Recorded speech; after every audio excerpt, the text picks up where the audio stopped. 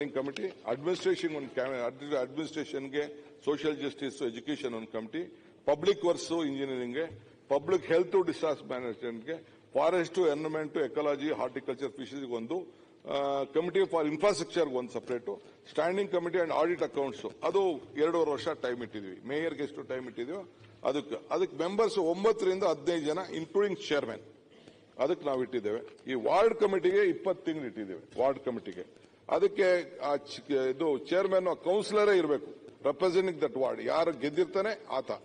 ಅದಕ್ಕೆ 4 ಜನ ಜಿಬಿ ಇಂದ ಅದಕ್ಕೆ ಯಾರು ಇದ್ದಾರೆ ಅವ್ರನ್ನ ನಾಮಿನೇಟ್ ಮಾಡಕ್ಕೆ ಒಂದು ಅವಕಾಶವನ್ನ ಮಾಡಿಕೊಟ್ಟಿದ್ದೇವೆ. ಸೊ ಕಾರ್ಪೊರೇಷನ್ ಕೂಡ ಇವತ್ತು ಏನಿದೆ ಅದೇ ರಿಸರ್ವೇಷನ್ SC STಗೆ, ವುಮನ್ಗೆ, ಆಮೇಲೆ ನಮ್ಮ ಅಸೋಸಿಯೇಷನ್ಗಳಿರ್ತಾರ ಅವನ್ನೆಲ್ಲ ತೆಗೆದುಕೊಳ್ಳುತ್ತಿದೆ.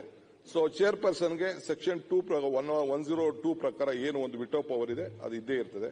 ಕಾರ್ಪೊರೇಷನ್ ಫಂಡ್ ಅದನ್ನು ಕೂಡ ರೆವಿನ್ಯೂ ಇನ್ಕ್ಲೂಡಿಂಗ್ ಗ್ರಾಂಟ್ ಇನ್ ಏಡ್ ಪ್ರೊವೈಡ್ ಮಾಡಬೇಕಾದ್ರೆ ಸೆಕ್ಷನ್ 176 ಪ್ರಕಾರ ಏನಿದೆ ಅಷ್ಟನ್ನೇ ನಾವು ಅವಕಾಶ ಮಾಡಿದ್ವಿ.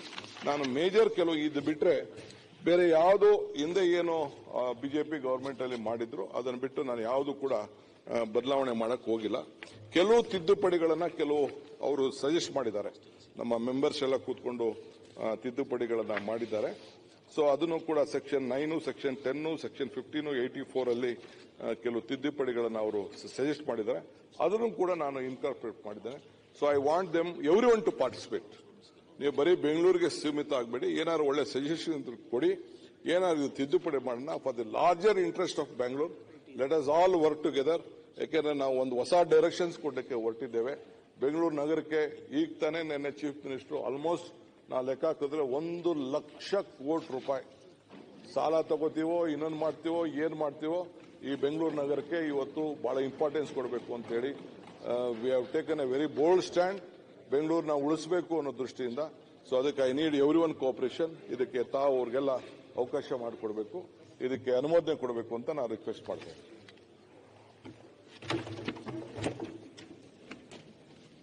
ಸನ್ಮಾನ್ಯ ಅಧ್ಯಕ್ಷರೇ,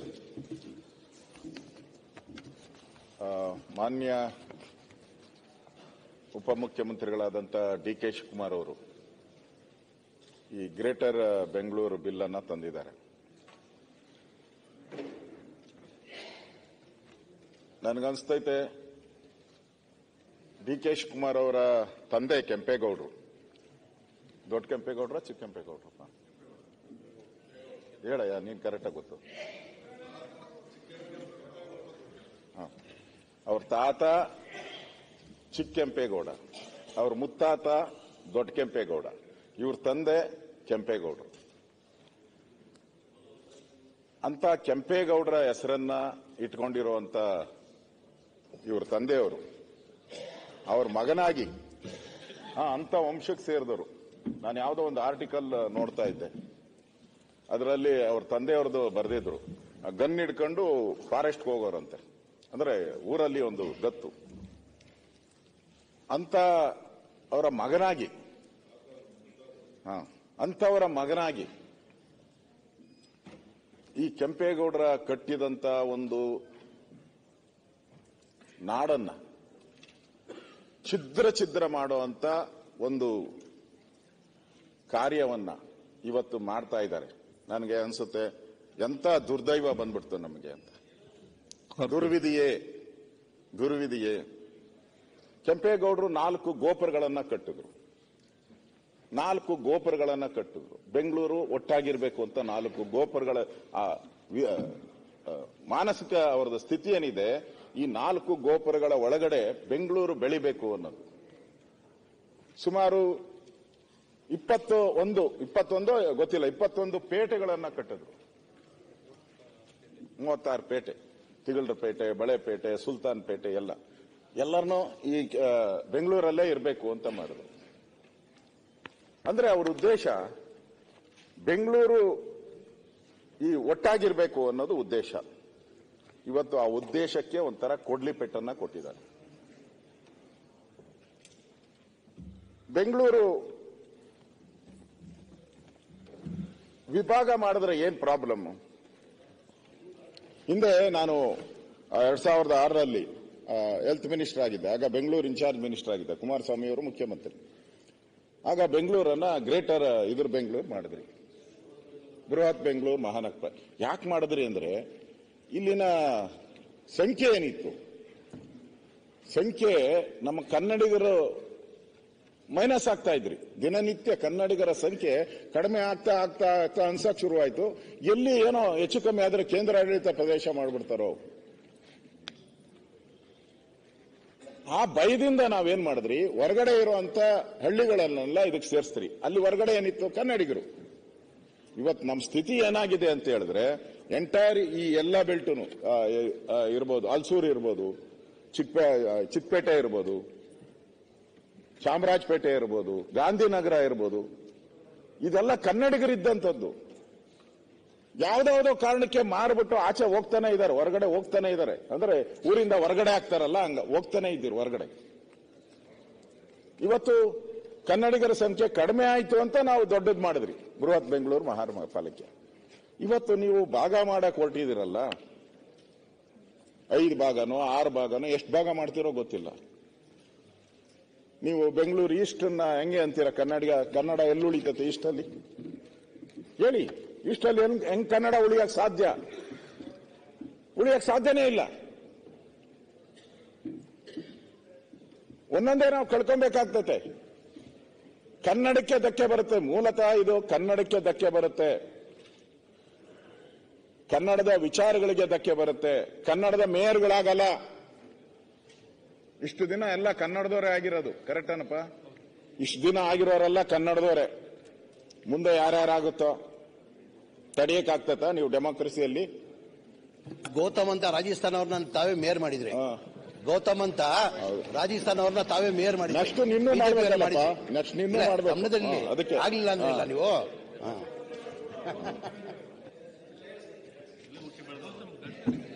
ಅವಳು ಗೌತಮ್ ಅವರು ಅವ್ರ ತಂದೆನೂ ಇಲ್ಲೇ ಇರೋದು, ಇವನು ಇಲ್ಲೇ ಹುಟ್ಟಿರೋದು.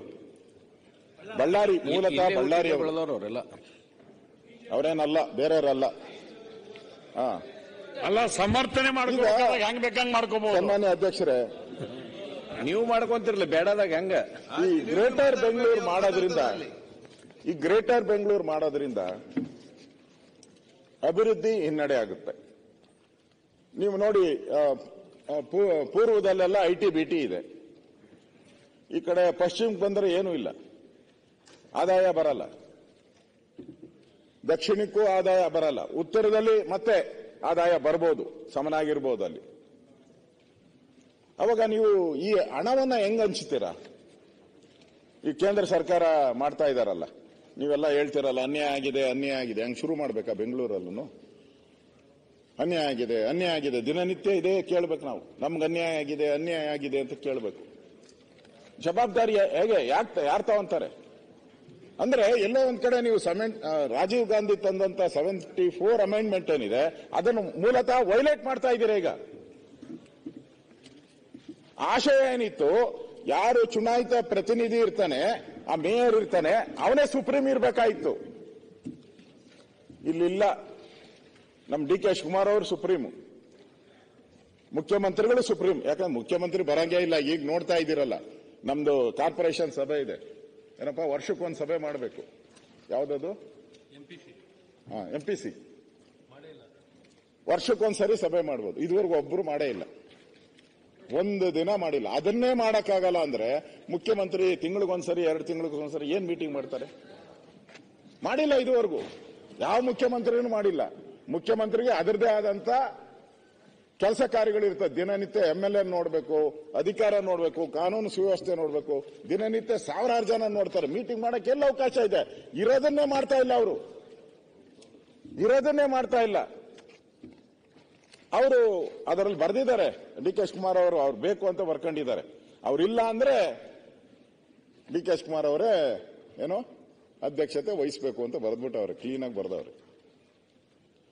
ಆಮೇಲೆ ಇನ್ನೊಂದು ಬಹಳ ಸುಂದರವಾಗಿ ಹೇಳಿದ್ರು,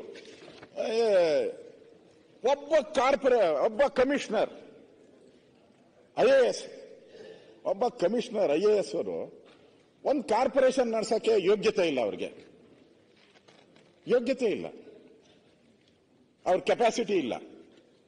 ಅದೇ IAS ಅದೇ IAS ಪರಮೇಶ್ವರ್ ಅವರು, ಅದೇ IAS ಇಲ್ಲಿ ಚೀಫ್ ಸೆಕ್ರೆಟರಿ ಆಗಿ ಕೂತ್ಕೊಂಡು 7 ಕೋಟಿ ಜನ ನೋಡ್ಕೊಂತಾರೆ.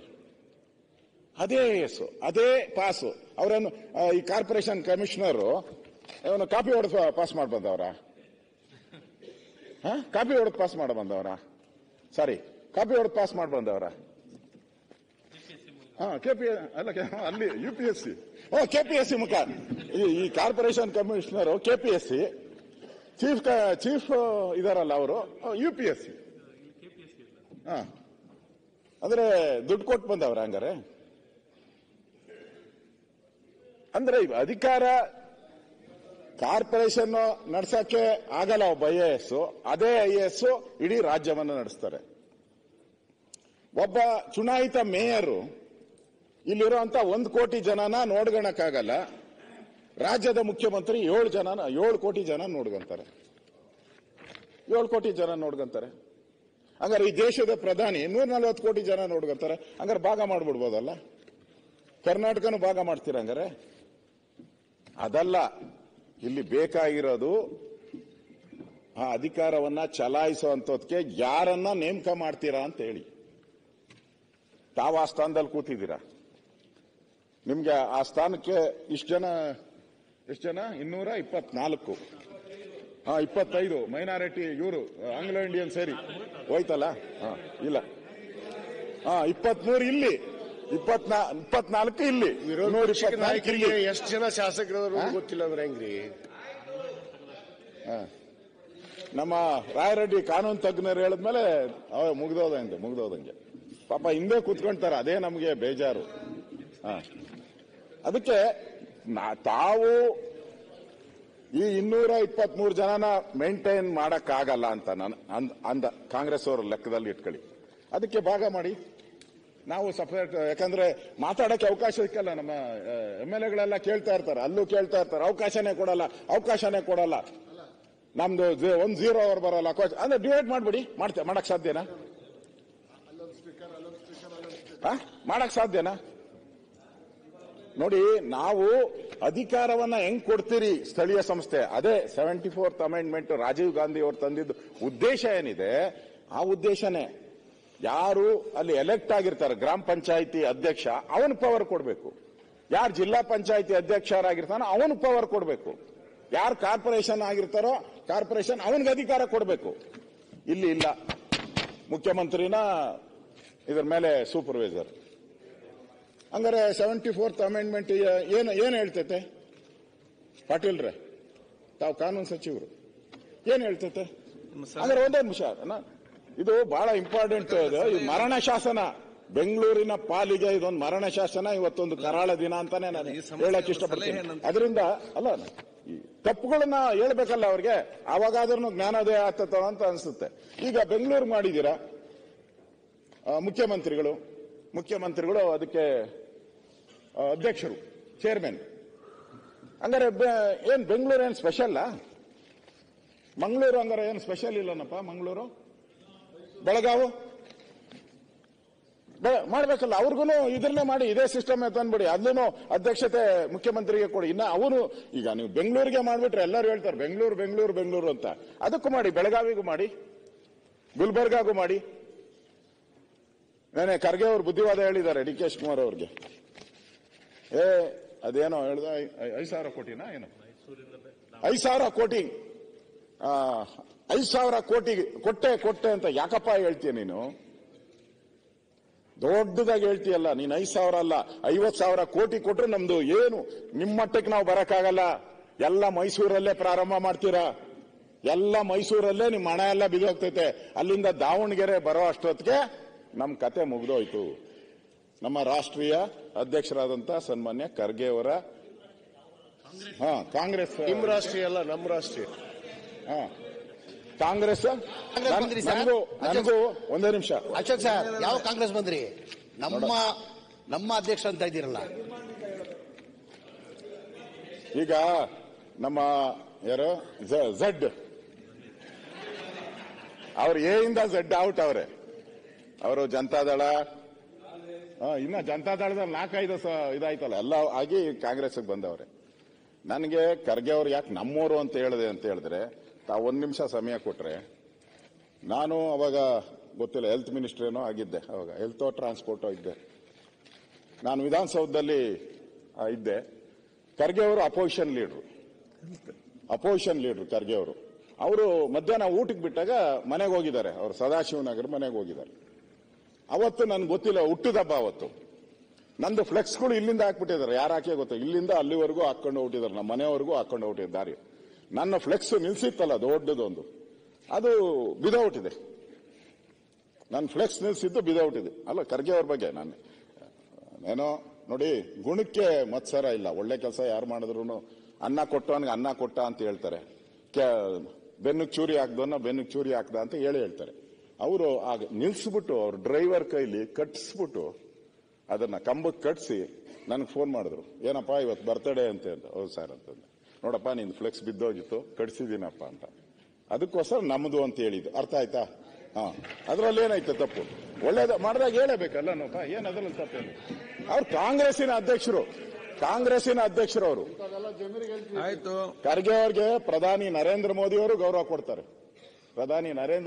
ಗೌರವ ಕೊಟ್ಟಿದ್ದಾರೆ, ಪ್ರಶ್ನೆನೇ ಇಲ್ಲ. ನಾನು ಹೇಳೋವಂಥದ್ದು, ಅವರೇ ಕಾಂಗ್ರೆಸ್ ಅಧ್ಯಕ್ಷರೇ ಇವ್ರಿಗೆ ಹೇಳಿದ್ದಾರೆ, ನಿಮ್ಮ ಅಭಿವೃದ್ಧಿ ಎಲ್ಲ ಇಷ್ಟೇನಪ್ಪ ಅಂತ ಹೇಳಿ. ಇವತ್ತು ನಾನು ವಿಧೇಯಕಕ್ಕೆ ಬರ್ತಾ ಇದ್ದೀನಿ.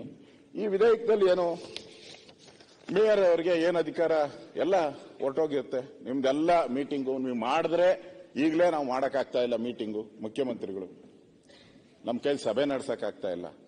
ಒಂದ್ ಕಡೆ ಕಾರ್ಪೊರೇಟರ್ಗಳೆಲ್ಲ ಹೇಳ್ತಾ ಇದ್ದಾರೆ, ಎಲ್ಲ ಪವರ್ಸ್ ಅನ್ನ ನೀವೇ ತಗೊಂಡ್ಬಿಟ್ಟಿದ್ದೀರಾ, ಇನ್ನು ನಮಗೇನು ಅಧಿಕಾರ ಏನು ಅನ್ನೋ ಮಟ್ಟಕ್ಕೆ ಬಂದಿದ್ದಾರೆ.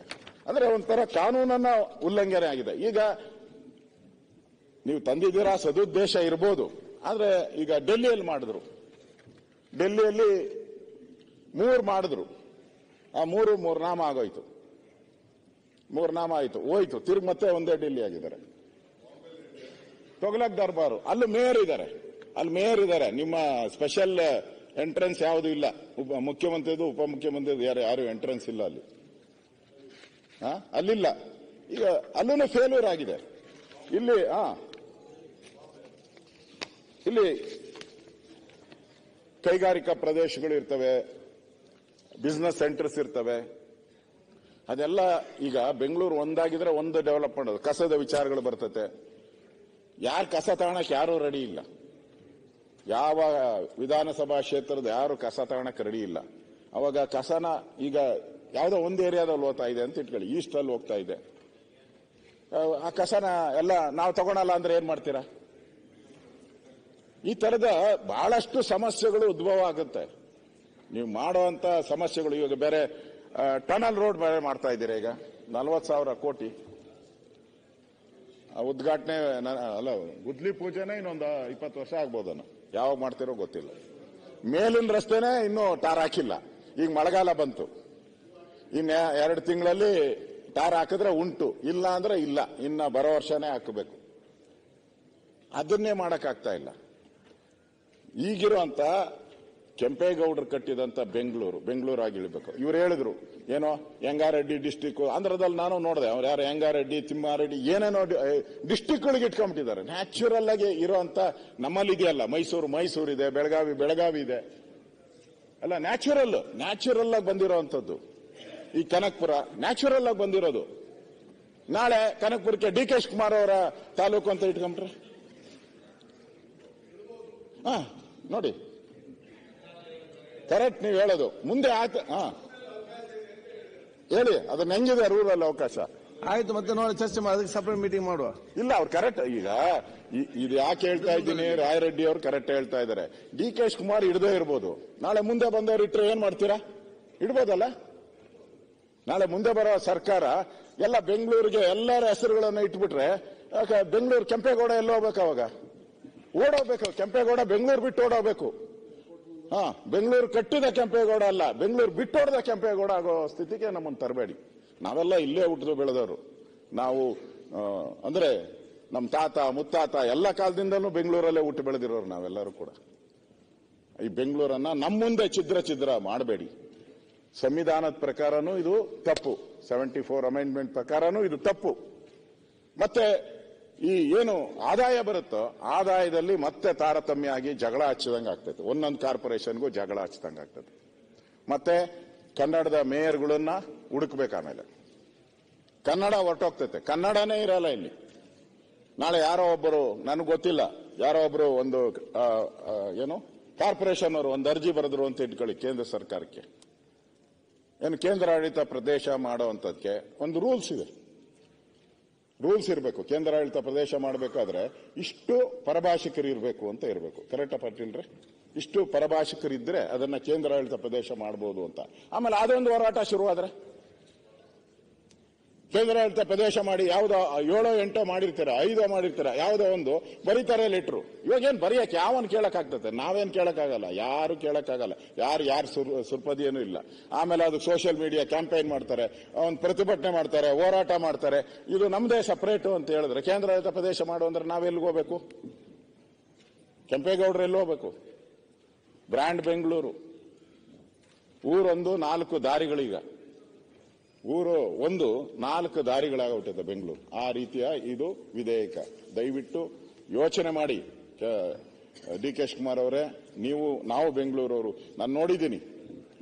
ನಾವು ಬೆಂಗಳೂರವರು, ನಮ್ಮ ತಂದೆ ಕೆಂಪೇಗೌಡ ಅಂತ ಹೇಳ್ತೀರಿ. ಯಾಕೆ ಕೆಂಪೇಗೌಡರಿಗೆ ಅನ್ಯಾಯ ಮಾಡ್ತೀರಿ? ಕೆಂಪೇಗೌಡರಿಗೆ ದ್ರೋಹ ಬಗ್ದಂಗೆ ಆಗ್ತದೆ ಈ ಬಿಲ್ಲಿಂದ. ದಯವಿಟ್ಟು ನೋಡಿ, ರಾಜ್ಯನೇ ಸಂಭಾಳಿಸುವಂತ ಮುಖ್ಯಮಂತ್ರಿ ಇದ್ದಾರೆ, ದೇಶನೇ ಸಂಭಾಳಿಸುವಂತ ಪ್ರಧಾನಮಂತ್ರಿ ಇದ್ದಾರೆ. ಬೆಂಗಳೂರಿಗೆ ಒಬ್ಬ ಮೇಯರ್ ಸಂಭಾಳಿಸಕ್ಕಾಗಲ್ಲ. ಯೋಚನೆ ಮಾಡಿ. ಒಡೆಯೋದು ಈಸಿ, ನಾಳೆ ಕಟ್ಟೋದು ಕಷ್ಟ. ಒಡೆಯೋದು ಈಸಿ, ಕಟ್ಟೋದು ಕಷ್ಟ. ದಯವಿಟ್ಟು ನಾನು ಸರ್ಕಾರಕ್ಕೆ ವಿನಂತಿ ಮಾಡ್ತೀನಿ, ಈ ದ್ರೋಹವನ್ನ, ಬೆಂಗಳೂರಿಗೆ ಈ ರೀತಿ ದ್ರೋಹವನ್ನ ಬಗೆಬೇಡಿ. ಇದು ದ್ರೋಹ ಬಗೆದ್ರೆ ನಿಜವಾಗೂ ಮುಂದಿನ ಜನಾಂಗ ನಮ್ಗೆ ಶಾಪ ಆಗ್ತಾರೆ. ಅಡ್ಮಿನಿಸ್ಟ್ರೇಷನ್ ನಲ್ಲಿ ನೀವು ಎಷ್ಟು ಭಾಗನ ಮಾಡ್ಕೊಳ್ಳಿ. ನಂದೇನು ನೀವು ಕಾರ್ಪೊರೇಷನ್ ಹೇಳಿದ್ರೆ ಅವನ ಕೈ ಕೆಪಾಸಿಟಿ ಇಲ್ಲ ಕಾರ್ಪೊರೇಷನ್ ಕಮಿಷನರ್ಗೆ ಅಂತ. 5 ಕಮಿಷನರ್ ಮಾಡಿ ಅಧಿಕಾರ ಕೊಡಿ, ಸಪರೇಟ್ ಆಗಿ ಅಧಿಕಾರ ಕೊಡಿ. ಅವ್ರಿಗೆ ಏನ್ ಬೇಕೋ ಎಲ್ಲ ಬಿಲ್ಸು ಆದಾಯ ಎಲ್ಲ ಮಾಡೋ ಅಂತ ಪೂರ್ತಿ ಅಧಿಕಾರ ಕೊಡಿ, ಸ್ವತಂತ್ರತೆ ಕೊಡಿ ಅವರೆಲ್ಲರಿಗೂ ಕೂಡ. ಆದ್ರೆ ಬೆಂಗಳೂರು ಒಟ್ಟಾಗಿದ್ರೆ ಮಾತ್ರ ಬ್ರ್ಯಾಂಡ್ ಬೆಂಗಳೂರು. ನೀವೇ ಹೇಳಿದಿರ ಬ್ರ್ಯಾಂಡ್ ಬೆಂಗಳೂರು. ಈಗ ಚಿದ್ರ ಬೆಂಗಳೂರು ಬ್ರ್ಯಾಂಡ್ ಬೆಂಗಳೂರು ಮಾಡಕ್ ಹೋಗಬೇಡಿ ಅನ್ನೋ ಸಲಹೆಯನ್ನ ನಾನು ಕೊಡ್ತಾ ಇದ್ದೀನಿ.